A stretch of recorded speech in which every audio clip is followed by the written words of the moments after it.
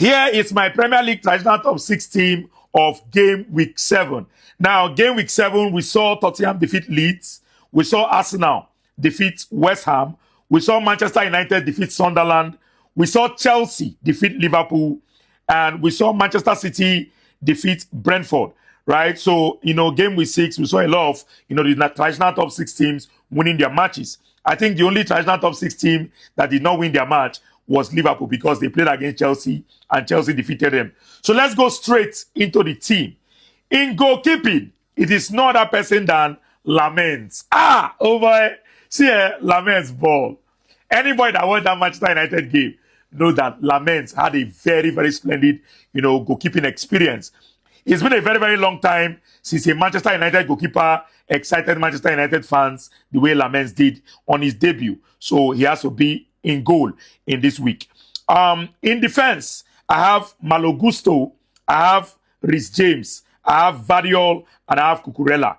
Now, Malo Gusto was brilliant. He played in the midfield in this game, but I have to put him as, a defender in my team this week because there's no other player I can put in that position that performed as well as Malo Gusto.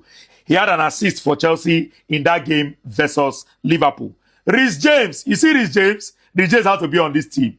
Reece James moved from right back to centre back. In fact, Reece James covered the entire defense for Chelsea. He was the only player that lasted in that game till the end in that defense. Remember that Chelsea's 2 defenders picked up an injury. So Reece James had to play as centre back towards the end of this game. And playing as centre back against Liverpool is no easy picking. So Reece James has to be there. Variol had a very, very good game. Very solid defensive, display against Brentford for Manchester City. Also, he assisted the goal for Haaland, so he has to be there.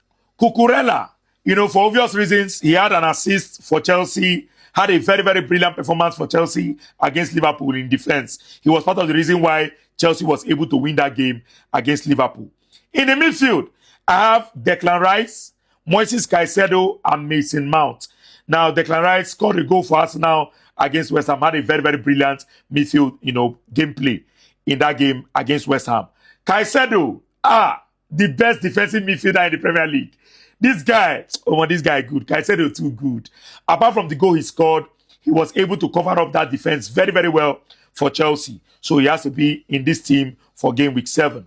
Mason Mount had a top game, scored a goal, and he was very, very brilliant until he got subbed in that game. So Mason Mount has to be in this team. Then in attack, I have Mohamed Kudus, I have Estival, and I have Haaland. Now, Estival, this boy, they give me joy. Estival is currently my favorite Chelsea player, and I'm not putting him on this list because of that. He's on this list because he deserves to be on this list. He scored the winning goal coming up from the bench for Chelsea in that game versus Liverpool. He had a very, very brilliant game. Coming up from the bench, he was good. He changed the game for Chelsea. Mohamed Kudus, top player.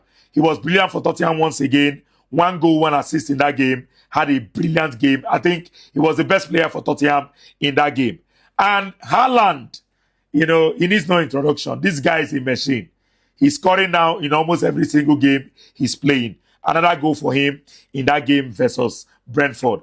Although Manchester City did not play very, very well in that game. They weren't super impressive.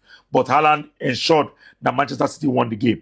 So let me hear your thoughts in the comment section about the team of game week 7 in the Premier League.